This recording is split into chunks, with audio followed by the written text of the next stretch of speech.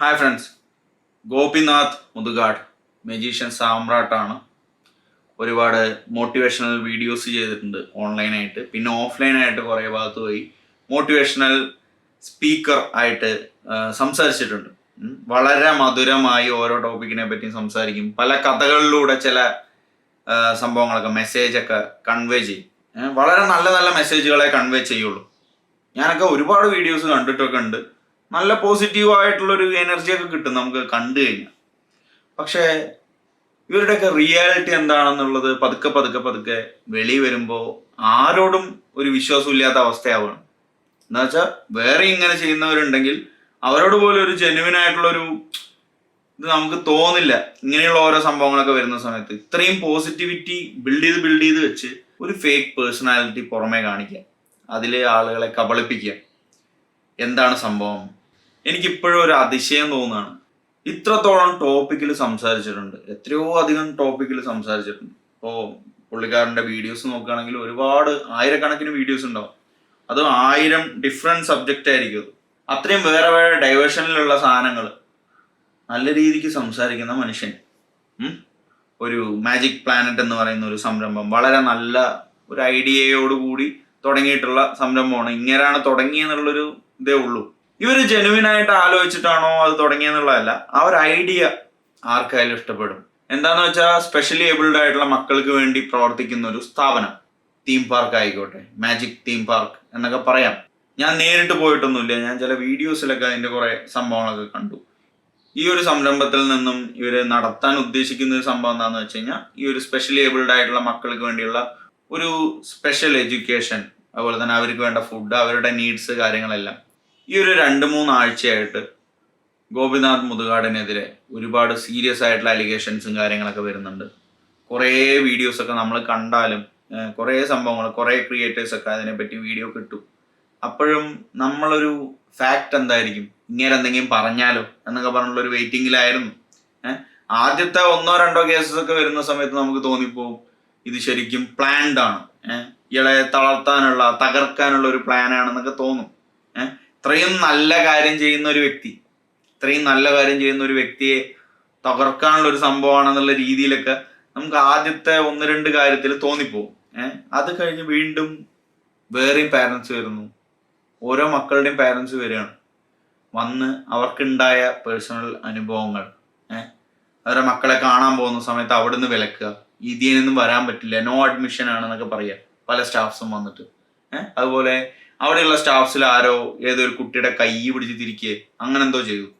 Specially abled ആയിട്ടുള്ള കുട്ടികളുടെ parents അവരെന്തുകൊണ്ടാണ് ഇങ്ങനൊരു സംരംഭത്തിലേക്ക് ചേർത്തി വിടുന്നത്? അവർക്ക് വേറെ എവിടെ കിട്ടുന്നതിനേക്കാളും സ്പെഷ്യൽ കെയർ ഇവിടെ കിട്ടുന്നുള്ളൊരു വിശ്വാസത്തിലാണ്. അവിടെ കുട്ടികൾക്ക് ബാഡ് എക്സ്പീരിയൻസ് ഉണ്ടാവുകയാണെങ്കിലോ, അല്ലെങ്കിൽ കുട്ടികളുടെ പാരൻസിന് ബാഡ് എക്സ്പീരിയൻസ് ഉണ്ടാവുകയാണെങ്കിലോ അതെങ്ങനെയാണ് വെച്ചു പൊറുപ്പിക്കാൻ സാധിക്കുക? അവിടുത്തെ സ്റ്റാഫ്സ് എന്നല്ല, ആരായാലും കുട്ടികളോട് മര്യാദയ്ക്ക് പെരുമാറണം.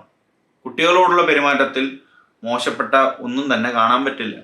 പ്രത്യേകിച്ച് ഇങ്ങനെയുള്ളൊരു സംരംഭത്തിൽ ഇത് വെച്ചാണ് ആ സംരംഭം ഓടിപ്പോകുന്നത്. സ്പെഷ്യലി ഏബിൾഡ് ആയിട്ടുള്ള കുട്ടികൾക്ക് വേണ്ടി ചെയ്യുന്ന സേവനം എന്നുണ്ട്. അതിൽ പറയുന്നു പുള്ളി കുറെ സാക്രിഫൈസ് ചെയ്തു, ഇതുവരെ സമ്പാദിച്ചെല്ലാം സാക്രിഫൈസ് ചെയ്തിട്ടാണ് ഇത് തുടങ്ങിയതെന്നൊക്കെ പറയുന്നു. ഓക്കെ, ആയിക്കോട്ടെ.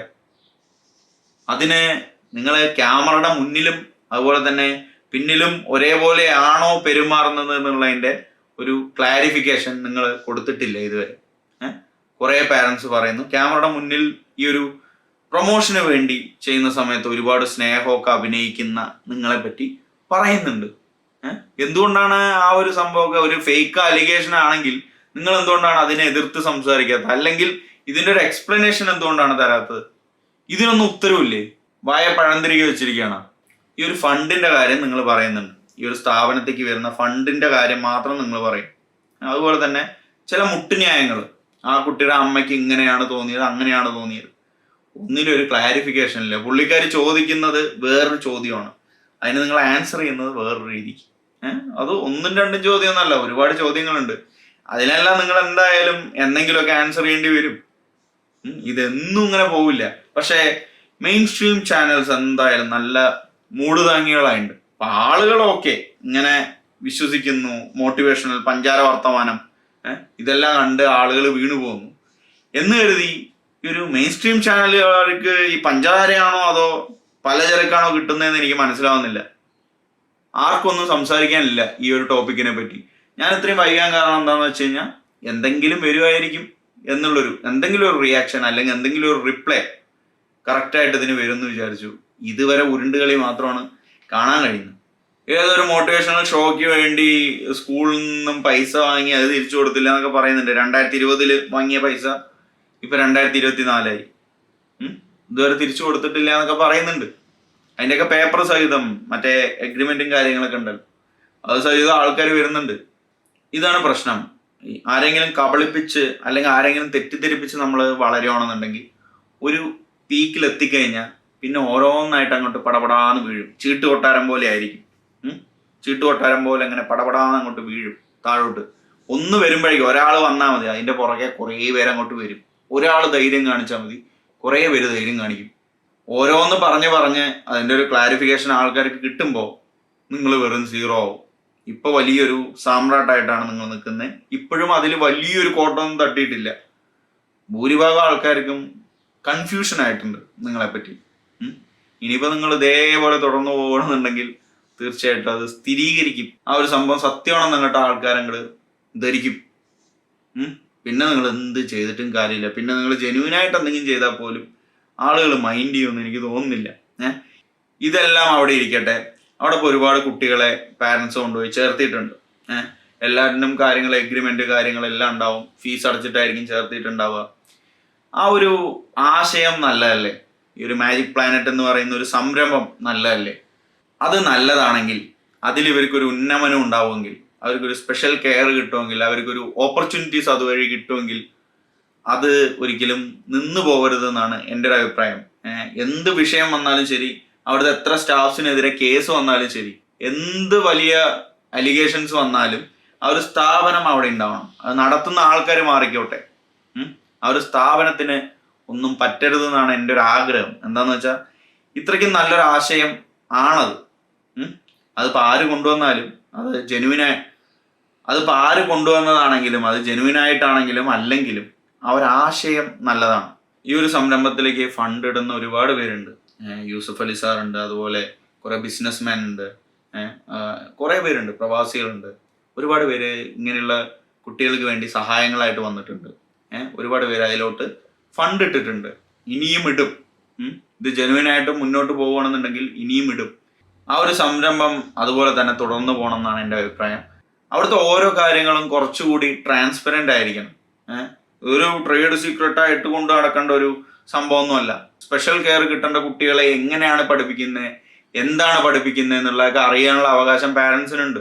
അവരങ്ങനെ എഴുതി തന്നിട്ടൊന്നുമില്ല അവരുടെ മക്കളെ നിങ്ങൾ എന്ത് പഠിപ്പിക്കുന്നു എന്നുള്ളത് അറിയാനുള്ള സ്വാതന്ത്ര്യം അവർക്കുണ്ട്. അതുപോലെ തന്നെ അവർക്ക് കാണാൻ തോന്നിക്കഴിഞ്ഞാൽ കാണാൻ തോന്നി വരുന്ന സമയത്ത് അത് നിഷേധിക്കാൻ നിങ്ങൾക്ക് ഒരു അധികാരമില്ല. അതിപ്പോൾ സ്റ്റാഫ് ആവട്ടെ, ഇതിന്റെ ഫൗണ്ടർ ആയിട്ടുള്ള ഗോപിനാഥ് മുതുകാട് ആവട്ടെ, ആർക്കും അധികാരമില്ല. അതൊക്കെ പറയുകയാണെങ്കിൽ ഈ ഒരു പറഞ്ഞതെല്ലാം പൊള്ളയാണെന്നുള്ളത് സ്ഥാപിക്കുകയല്ലേ നിങ്ങൾ. ഈ മക്കൾക്ക് വേണ്ടി അങ്ങനെ ചെയ്യുന്നു, മക്കൾക്ക് വേണ്ടി ഇങ്ങനെ ചെയ്യുന്നു. അവരുടെ ശരിക്കും പാരൻസ് ഉണ്ട്. പാരൻസിന് കാണാൻ പറ്റാതെ വെക്കാൻ മാത്രം അത്രയ്ക്ക് സ്നേഹമൊന്നും നിങ്ങൾ മക്കളോട് കാണിക്കണ്ട. അതെന്ത് സ്നേഹം അത്? പാരൻസിനെ കാണിക്കാതെ എവിടെയൊന്നും വരാൻ പറ്റില്ല എന്നൊക്കെ പറയാൻ. അത് കേൾക്കുന്ന സമയത്ത് ഇവർ പാനിക് ആവുമല്ലോ ചെയ്യുക, പാരൻസ് ഒക്കെ. ഇതൊക്കെ ശരിക്കും ഈ ഒരു അലിഗേഷൻസ് എല്ലാം എന്താണെന്നുള്ളത് ശരിക്കും അന്വേഷിക്കാൻ ആരെങ്കിലുമൊക്കെ പോകണം. കറക്റ്റായിട്ട് ഉത്തരവാദിത്തപ്പെട്ട ആളുകൾ ഇത് അന്വേഷിക്കണം. ഒരുപാട് വീഡിയോസിൽ ഈ ടൈറ്റിലും കാര്യങ്ങളൊക്കെ കണ്ടു, ഗോപിനാഥ് മുതുകാട് എക്സ്പോസ്ഡ് എന്നൊക്കെ പറഞ്ഞു. അപ്പോഴൊന്നും ഞാൻ പോലും സത്യം പറഞ്ഞാൽ ആ വീഡിയോ കാണുന്നത് വരെ നമുക്ക് പോലും ഒരു ഐഡിയ ഇല്ല എന്താ സംഭവം എന്നുള്ളത്. എന്താണെന്ന് വെച്ചാൽ പുള്ളി അങ്ങോട്ട് ബിൽഡ് ചെയ്ത് വെച്ചിരിക്കുകയല്ലേ, ഒരു ഓര, പുള്ളിയുടെ ഒരു ഓര ക്രിയേറ്റ് ചെയ്ത് വെച്ചിരിക്കുകയായിരുന്നു. ഒരു ഷീൽഡ്, വലിയൊരു ഷീൽഡാണ്. എന്തു വന്നാലും ആ ഷീൽഡിൽ തട്ടി പൊട്ടിപ്പോകുമായിരുന്നു. പക്ഷെ തുളഞ്ഞപ്പോൾ ബലൂണ് പോലെ ആയി. ഇതിനുള്ള എക്സ്പ്ലനേഷനും കാര്യങ്ങളെല്ലാം നിങ്ങൾ ഇന്നല്ലെങ്കിൽ നാളെ കൊടുത്തേ പറ്റുള്ളൂ. എത്ര ദിവസം മിണ്ടാതിരുന്നാലും ഒരു ദിവസം ഇതെല്ലാം പൊളിയും. ഒരുപാട് പിടിപാടൊക്കെ ഉള്ള ലോകപ്രശസ്തനായിട്ടുള്ള ആളല്ലേ. എന്തായാലും ഈ ഒരു കാര്യത്തിന് ആൻസർ ചെയ്യാൻ പറ്റുമെങ്കിൽ ചെയ്യും. ഇത്രയും അലിഗേഷൻസ് വന്നു, അതിനൊന്നും നിങ്ങൾക്ക് മറുപടി ഇല്ല. എന്തുകൊണ്ടാണ് നിങ്ങൾക്ക് മറുപടി ഇല്ലാത്തതെന്നുള്ളത് ആളുകൾക്ക് അറിയില്ല. അത് സത്യമായതുകൊണ്ടാണോ? ഇപ്പൊ ഈ അലിഗേഷൻസിലും എത്രത്തോളം സത്യാവസ്ഥ ഉണ്ടെന്നൊന്നും നമുക്ക് അറിയില്ലെങ്കിൽ അത് കാണുന്ന സമയത്ത് നമുക്ക് മനസ്സിലാക്കാൻ പറ്റും ചില കാര്യം റിലേറ്റ് ചെയ്യാൻ പറ്റും. ഓവറായിട്ട് വിനയം കാണിക്കുക, അതുപോലെ തന്നെ നല്ല രീതിക്ക് പഞ്ചാര വർത്താനം പറയുക, ആ സംസാരത്തിലുള്ള ഒരു സ്വീറ്റ്നെസ് കാണണം. അത് അപ്പുറത്തും ഉണ്ടായിരിക്കണം. നോർമലി ഒരാൾ സംസാരിക്കുമ്പോഴും അങ്ങനെ ആയിരിക്കണം.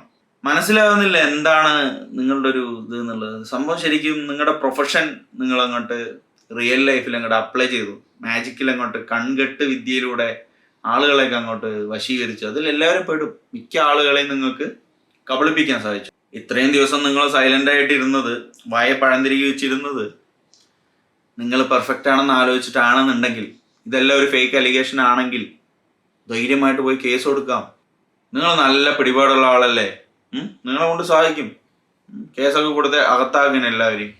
ഫേക്ക് അലിഗേഷൻസ് ആണ്, ഞാൻ ഇത്രയും വലിയ കാരുണ്യ പ്രവൃത്തിയാണ് ചെയ്യുന്നത്, ഞാനൊരു നന്മമരമാണ് എന്നൊക്കെ പറഞ്ഞ് ചെയ്യാനാണെങ്കിൽ നിങ്ങൾ അങ്ങോട്ട് ചെയ്യേ. കുറേ പേർക്കൊക്കെ കാര്യങ്ങൾ ഏകദേശ ധാരണ കിട്ടി. ഇനിയിപ്പോൾ നിങ്ങളും കൂടി പറഞ്ഞാൽ അത് ക്ലിയർ ആവും. അല്ലാന്നുണ്ടെങ്കിൽ നിങ്ങളുടെ ഭാഗത്ത് നിന്ന് എന്തെങ്കിലും ഒരു ആക്ഷൻ ഉണ്ടാവണ്ടേ. അപ്പോൾ ഒന്നുകൂടി പറയാണ്, എൻ്റെ ഒരു അഭിപ്രായത്തിൽ ആ ഒരു സംരംഭം, ആ ഒരു ഐഡിയ അതുപോലെ തന്നെ നിന്ന് പോകണം. അത് നടത്താൻ താല്പര്യമുള്ള ജെനുവിൻ ആയിട്ടുള്ള ആൾക്കാർ വരണം. അവിടെയുള്ള സ്റ്റാഫ്സ് ആയാലും അവർക്ക് മര്യാദയ്ക്ക് പെരുമാറാൻ അറിയില്ല എന്നുണ്ടെങ്കിൽ ആ ഭാഗത്തേക്ക് അടുപ്പിക്കരുത്. അങ്ങനെയുള്ളവർക്ക് വേണ്ട ആ ജോലി. അത് നല്ല ആളുകൾക്ക് കിട്ടുമല്ലോ. സ്വന്തം മക്കളെ പോലെ ഇവരെ നോക്കാൻ പറ്റുന്ന ആളുകൾക്ക് കിട്ടുമല്ലോ. ഇങ്ങനെ വേർതിരിവോടുകൂടി വീട്ടിലുള്ള പിള്ളേരെ തല്ലണ പോലെയൊക്കെ പോയിട്ട് കുട്ടികളെ പോയി കൈ വയ്ക്കാൻ പാടില്ല. കൈ പിടിച്ച് തിരിക്കലും കാര്യമൊക്കെ കൈ ഒടിച്ചു വിടണം. അങ്ങനെയുള്ള ആളുകളുടെ സ്പെഷ്യൽ കെയർ കിട്ടേണ്ട കുട്ടികളുടെ കൈ പിടിച്ച് തിരിക്കുക, എവിടുത്തെ ന്യായോ അത്? അങ്ങനെയുള്ള ആളുകളെയൊക്കെ അവിടെ നിന്ന് തട്ടി നല്ല രീതിക്ക് ആദ്യം തന്നെ ക്യാരക്ടർ മനസ്സിലാക്കി തന്നെ വേണം അവിടെ ജോലി കൊടുക്കാൻ. അല്ലാതെ ഒരു വഴിയില്ല. അവിടെ വരുന്ന കുട്ടികൾ സ്പെഷ്യൽ കെയർ കിട്ടേണ്ട കുട്ടികളാണ്. അതുകൊണ്ട് തന്നെ സ്പെഷ്യൽ കെയർ കൊടുക്കാൻ കഴിവുള്ളവർ അവിടെ നിന്നാൽ മതി. അല്ലാതെ ക്ഷമയില്ലാത്ത ആളുകൾ അവിടെ നിൽക്കണ്ട. അവരുടെ പാരൻസ് എങ്ങനെയാണോ അവരെ നോക്കുക അതുപോലെ നോക്കാൻ പറ്റിയില്ലെങ്കിലും ഏകദേശം ആ ഒരു ലെവലിൽ അവരെ ഹേർട്ട് ചെയ്യാത്ത രീതിയിൽ, അവർക്ക് വേദന ഉണ്ടാവാത്ത രീതിയിൽ, മാനസികമായും ശാരീരികമായും അവരെ വേദനിപ്പിക്കാത്ത രീതിയിൽ വേണം അവരെ ട്രീറ്റ് ചെയ്യാൻ. അല്ലാന്നുണ്ടെങ്കിൽ പിന്നെ ഈ ഒരു സാധനം തുറന്നു വെച്ചിട്ട് കാര്യമൊന്നുമില്ല. ആ ഒരു സംരംഭം അവിടെ തുടർന്ന് പോകണം. അത് നോക്കി നടത്താൻ കഴിവുള്ളവർ നോക്കി നടത്തട്ടെ. അത്രേ ഉള്ളൂ എൻ്റെ അഭിപ്രായം.